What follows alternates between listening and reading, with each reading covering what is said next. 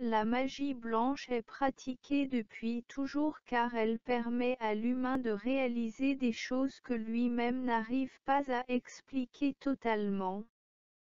C'est une arme contre la magie noire qui utilise la puissance du mal dans le but de nuire car elle se sert de l'amour, des forces de la nature et de la volonté afin de donner le pouvoir de modifier ou changer une situation présente ou certains événements du destin. Elle était autrefois régulièrement utilisée dans les maisons pour aider dans un grand nombre de domaines, protéger ses enfants, se débarrasser d'un mauvais esprit, amener la richesse et bien d'autres. Il est important de savoir que c'est une force très puissante.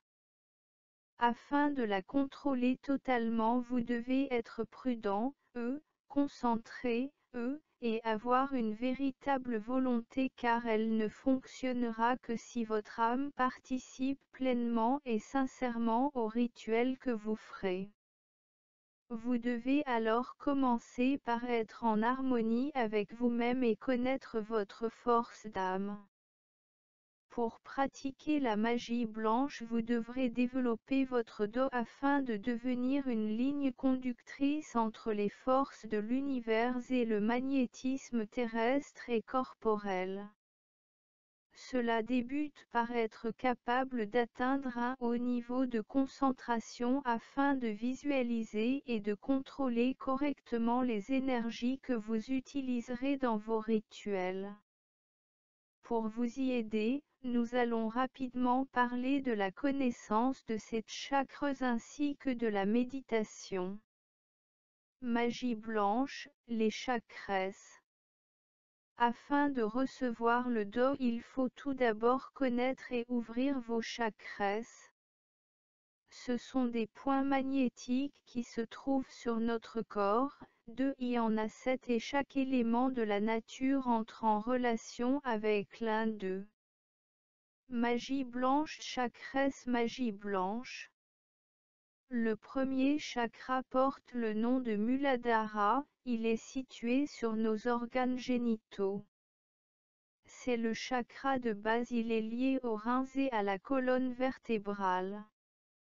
Il est les racines de notre arbre de vie.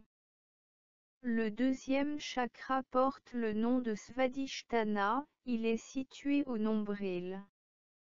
Les Chinois disent l'air attise le feu, c'est pourquoi la respiration ventrale alimente en énergie extérieure ce second chakra. Le troisième chakra porte le nom de Manipura, il est situé au niveau du plexus solaire, juste en dessous de la poitrine. C'est l'un des chakras les plus connus. Nous remarquons généralement qu'une personne ayant eu un choc émotionnel porte sa main à son plexus. C'est à cet endroit qu'il y a un blocage d'énergie. Ce troisième chakra est parent avec le feu, il favorise les contacts extérieurs, c'est généralement grâce à lui que nous établissons des contacts avec des êtres ou des événements. Il est lié au système nerveux et au foie. Le quatrième chakra porte le nom de Anahata, il se situe sur la ligne médiane, à la hauteur de la pointe des seins et il est lié au cœur et à la circulation sanguine. Généralement, ce chakra a un rapport direct avec l'amour.